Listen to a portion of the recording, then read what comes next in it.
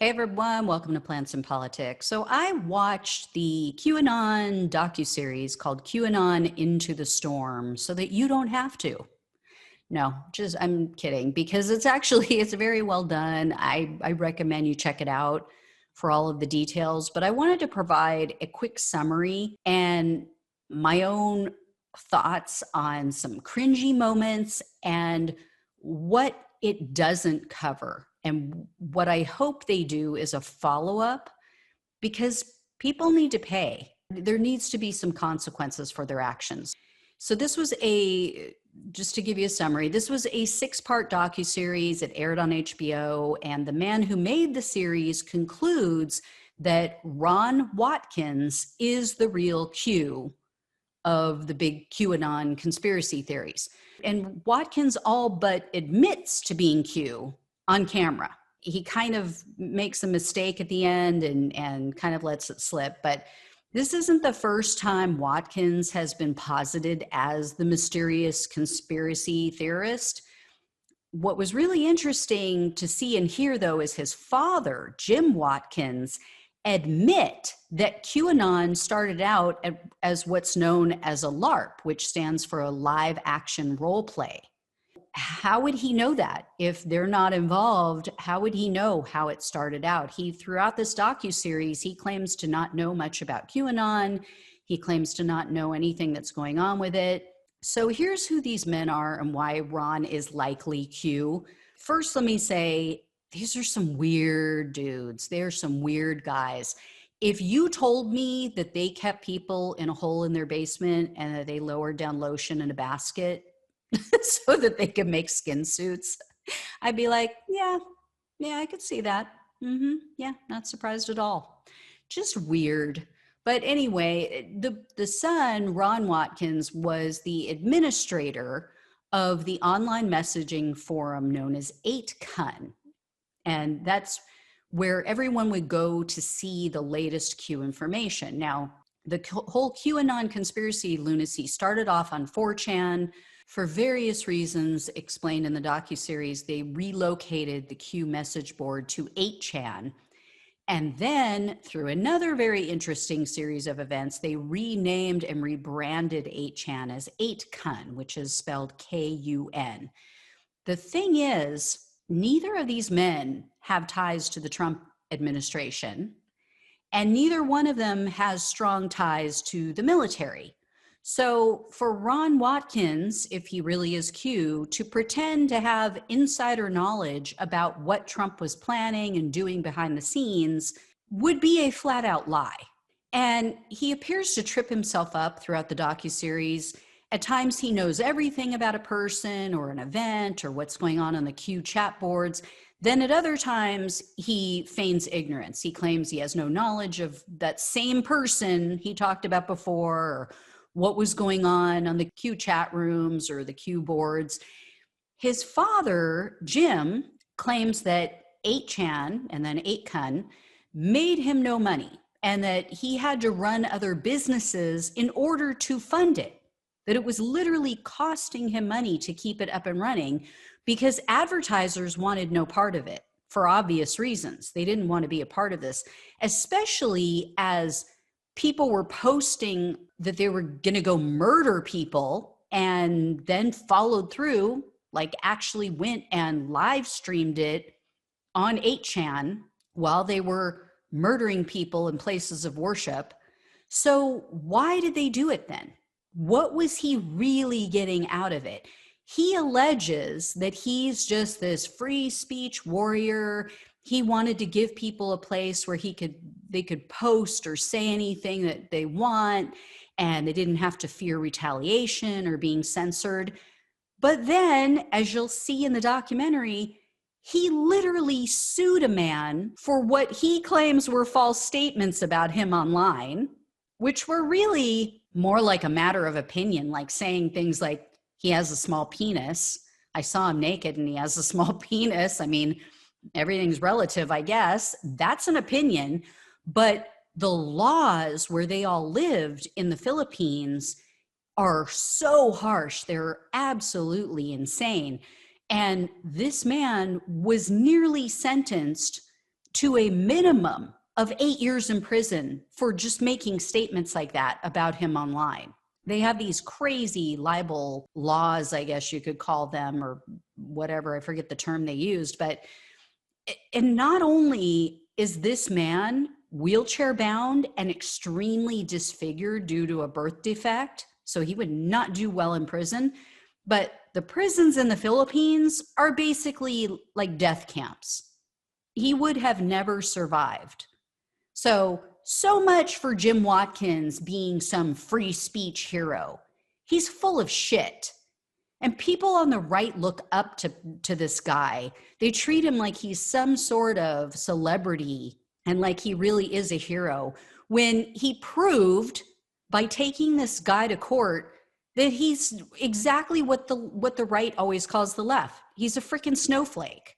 You know, it seems like so many on the right, they're all about free speech, First Amendment. Oh, you guys are trying to silence us. Got Marjorie Taylor Greene with her stupid face mask, like she's being silenced. They're all for free speech until that speech and those rights are used to speak out about them.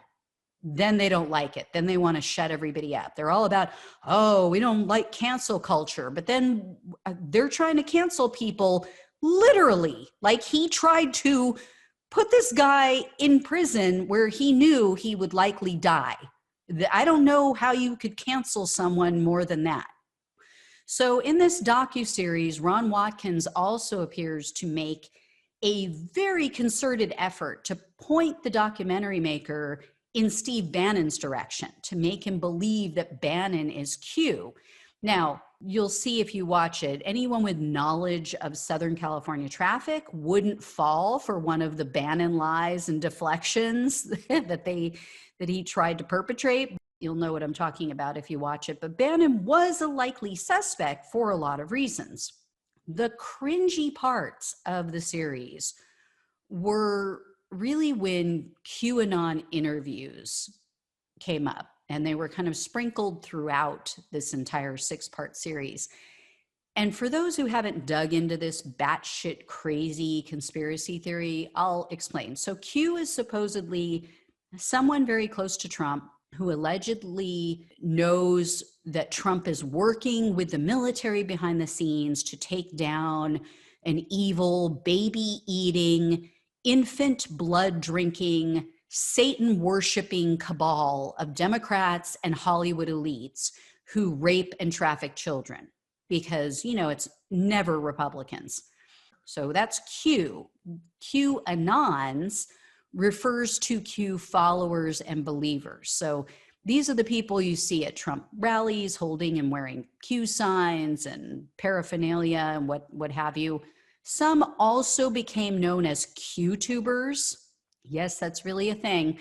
These Q believers hosted shows on YouTube where they did deep dives into the latest Q posts, which in their world is known as a Q drop.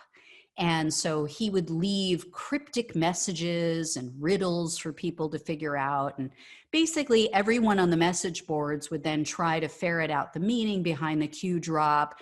These Q-tubers would add their 2 cents in and what they were reading online. Everyone added their own interpretation. It was kind of like crowdsourcing. And then they finally would get one explanation that stuck. And then all of a sudden the masses would start pushing that out as what the Q drop meant. Honestly, I'm watching this and I was just thinking that it's kind of like a fake medium. When you go to these people who claim to be able to reach out to the dead, and I'm not saying that everybody is fake. Some people could be real. I don't know. I'm ambivalent about the whole thing. I can't prove that they're real. I can't prove that they're fake, but there's some that you just know are fake because they throw out the widest net to see who bites. They'll say something like, I hear someone coming through. I'm getting the letter D. Could it be David or Dan or Doug? And then someone in the audience jumps up and yells out, oh my God, it must be my deceased father, Don, you know, another D. I mean, it's all smoke and mirrors, and it becomes whatever you want or need it to be. That's what I make of this whole Q thing. So they would use everything from, like, Trump once held up a jersey. I don't even remember what it was all about, but he held up a jersey and it had his name on it and the number 17. And so then, of course, Q jumps on that and ties it to the fact that Q is the 17th letter of the alphabet. These are the types of coincidental things that were used to hook people. I mean, the idea that Donald Trump, a man accused of nearly 40 sexual assaults, a man accused, by the way, of raping a 13-year-old child at Jeffrey Epstein's New York mansion, and possibly another like 12 or 13-year-old girl named Maria, that he was somehow the savior of children being preyed upon and trafficked and murdered in satanic rituals. That is ludicrous. In the words of Pee Wee Herman, I love that story. But anyway, these people believe it. And knowing what we know now, that absolutely nothing happened at the inauguration, Trump flew off to Mar-a-Lago to go golf and eat McDonald's cheeseburgers. And then you listen to the people in this docu-series, you listen to these QAnon believers spouting off this nonsense, saying, I know for a fact that this is true. And on Inauguration Day, I'm going to be proven right. And everyone who doubted me is going to see the truth. Oh, wow. I mean, I just wish I could speak with some of them now and find out if it was all worth it. I just want to be like, what you thinking? What, having any second thoughts? Having any regrets? Because some of them admitted in this documentary that they've lost family and friends. One even lost her job over all of this. She's now shut out of her industry. They've given up everything for a lie. And some of them built huge followings online. These QTubers built huge platforms only to be deplatformed after January 6th. Some of them were making a lot of money peddling these fantasies. And then it was all just pulled. It was just, the rug was pulled out from under them. And they really believed that they were going to be vindicated. After Trump arrested everyone, they'd be back up and running. They were going to have bigger platforms than ever. So now what? And then there was one scene, I believe it was in the last episode, I was alternating between laughing out loud, like very loud, and then gasping and just repeating like, oh no, oh no, oh my God, oh no. What is wrong with these people? It was when QAnon followers held a rally in Los Angeles. And so the documentary maker interviewed some of them while they were there. And then he filmed others who were literally doing ritual types of dances, is what it looked like. And they were chanting and crying on the street corner. I mean, this is LA, so, you know, I'm sure it wasn't that strange of a sight. You see some strange things in LA sometimes, depending on the area you're in, but it was bizarre. It was surreal. And yes, it was hysterical. I'm not going to lie. And here's the thing. I get it. I get that there's nothing more vile and heinous than child trafficking and crimes against children in general. But that's what made the lies of this conspiracy theory so powerful and believable, because there are predators out there. Jeffrey Epstein's story proves that there are groups of people who keep these things hidden, and they do violate children and they traffic them to others. But that's the best type of lie. That's the easiest one to sell to people. It has a sliver of truth in it. So it's easy to get people to believe the rest. They think, well, if that part's true, the rest of it must be true. I know people who do this. I was raised by a man who used this type of manipulation to get others to believe his lies. But here's the real and what I think is most important question and why I wanted to do this story. It's a question I have. I'm sure others are thinking it. Will Q, whether it's Ron Watkins or someone else, be held responsible for the destruction that this person wrought? Will this person face consequences for their contribution to what happened at the Capitol on January 6th? Because many of the terrorists who went to and inside the Capitol that day were QAnons. They were Q followers and believers. They held up the signs. They were praying on the Senate floor over this whole thing. They went there with the intention of holding these so-called baby-eating cabal members accountable for their make-believe crimes. It wasn't just the fake voter fraud story. It wasn't the voter fraud lies which drove their actions that day, although Q perpetuated that myth as well. And coincidentally or not, Ron Watkins came up with one of the most widely circulated theories about how Dominion machines and software were hacked.